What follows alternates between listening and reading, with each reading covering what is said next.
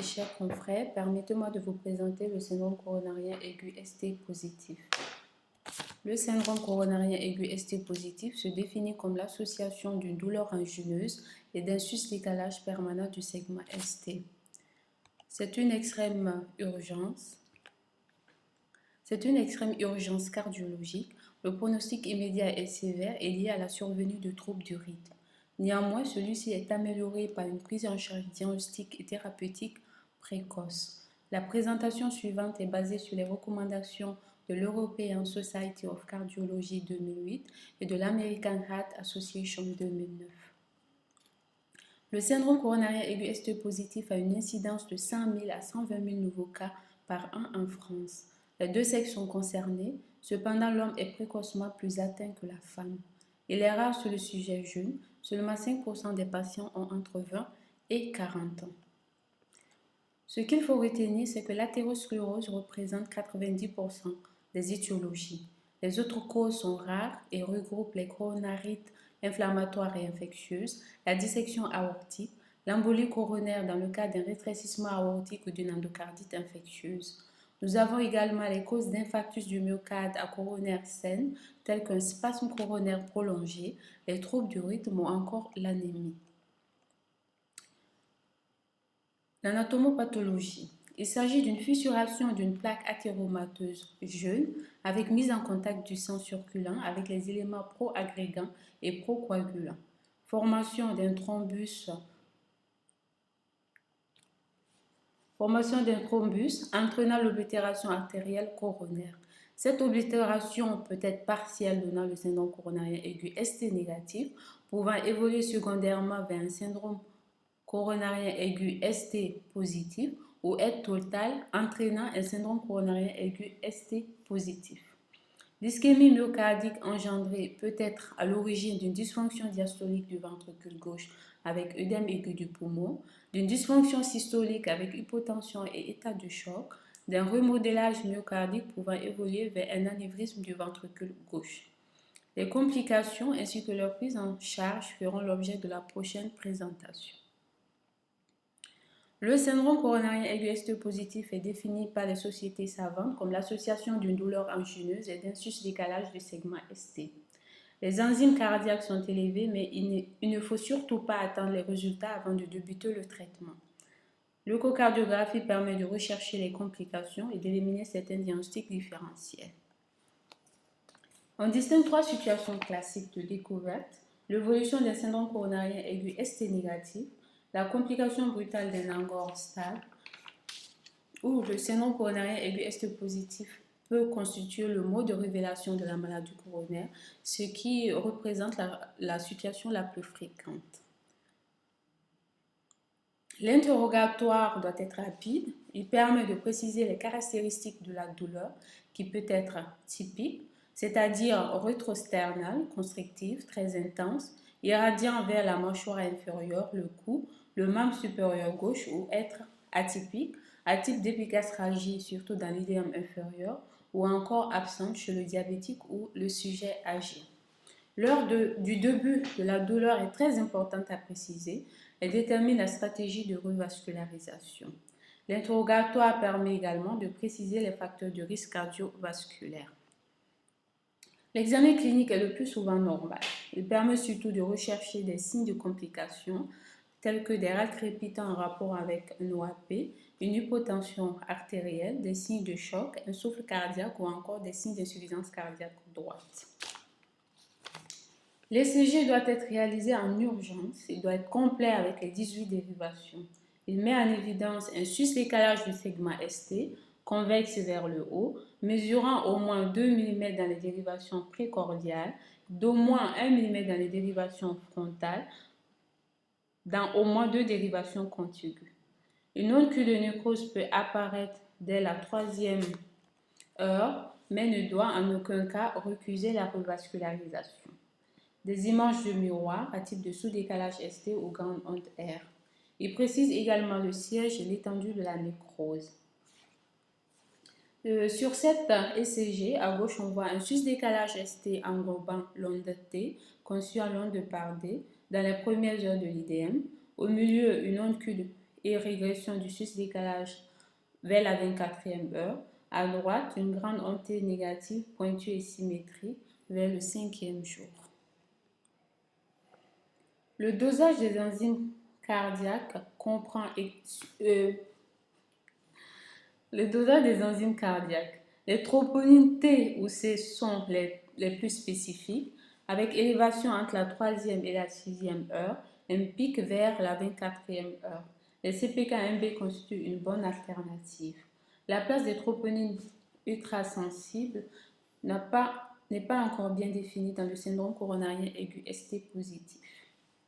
Les autres examens tels que la NFS et les plaquettes, le bilan d'hémostase, l'ionogramme sanguin, la fonction rénale et hépatique vont permettre d'éliminer les contre-indications et d'adapter les différents traitements. L'échocardiographie doit être réalisée au lit du malade. En urgence, si seulement il y a des signes cliniques de complications. Elle met en évidence les troubles de la cinétique segmentaire, évalue les fonctions ventriculaires. Elle permet également d'éliminer les diagnostics différentiels. Elle ne doit surtout pas retarder la mise en route du traitement.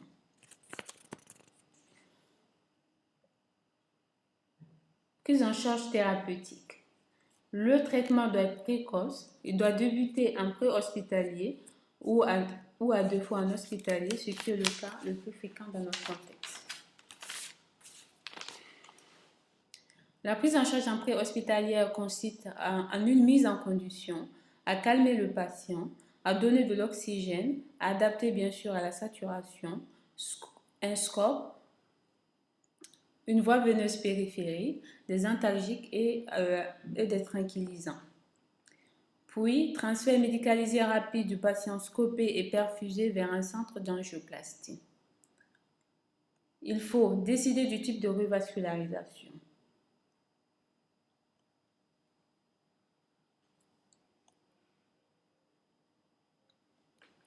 La revascularisation myocardique est indiquée en urgence sur tous les patients dont la douleur évolue depuis moins de 12 heures. Faut-il faire une angioplastie ou une thrombolyse? Donc la thrombolyse est indiquée si le délai entre le premier contact médical et l'inflammation du ballonnet est supérieur à 2 heures et il faut bien sûr éliminer les contre-indications. Les contre-indications absolues à la thrombolyse. C'est un AVC hémorragique ou d'origine indéterminée, quel que soit le délai, un accident vasculaire cérébral ischémique datant moins de 6 mois, des lésions du système nerveux central ou néoplasie, un traumatisme majeur, une chirurgie ou un traumatisme crânien datant moins de 3 semaines, une hémorragie gastro-duodénale datant moins d'1 mois, une anomalie de l'hémostase, une dissection aortique, la ponction d'un vaisseau non compressible. Les produits de la thrombolyse, on distingue 4 types. La streptokinase, la rétéplase, l'actéplase, la ténectéplase. Y a-t-il une supériorité d'un produit par rapport à un autre? Seuls la streptokinase et l'actéplase ont été comparés dans Gusto et l'actéplase serait supérieur en termes de réduction de la mortalité, mais le risque hémorragique est beaucoup plus élevé.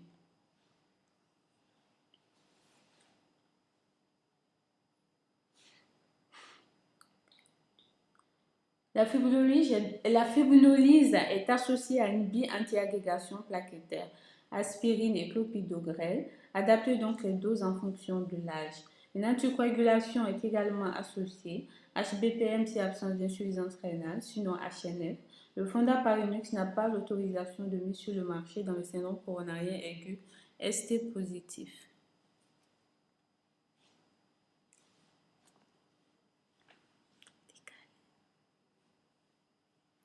L'angioplastie primaire, si délai entre le premier contact médical et l'inflammation du ballonnet est supérieur à 2 heures, si état de choc cardiogénique, si contre-indication à la thrombolyse. La coronarographie doit être réalisée dans les 24 heures après succès de la thrombolyse. Et une angioplastie de sauvetage doit être réalisée si échec de la thrombolyse en urgence. L'angioplastie est également associé à un traitement antiagrégant plaquettaire et à une anticoagulation. Les anti-GP2 3A, associé à l'angioplastie, n'a pas prouvé de supériorité par rapport à l'association au clopidogrel. Ce schéma récapitule la stratégie de revascularisation.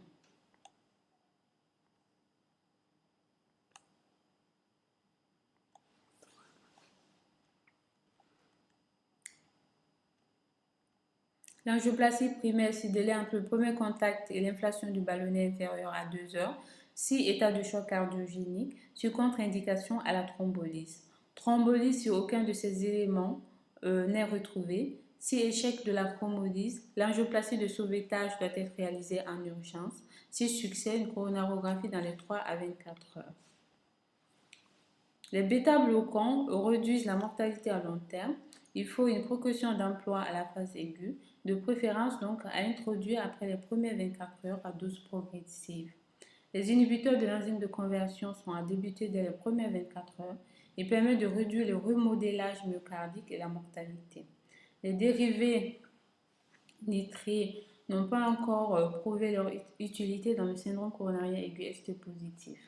Les statines sont prescrites de façon systématique chez tous les patients dès les premières 24-48 heures. La prise en charge du syndrome coronarien aigu ST positif est bien codifiée par les sociétés savantes. La revascularisation précoce améliore le pronostic. La réadaptation cardiovasculaire est nécessaire. La prévention passe bien sûr par le contrôle strict des facteurs de risque cardiovasculaire. Je vous remercie.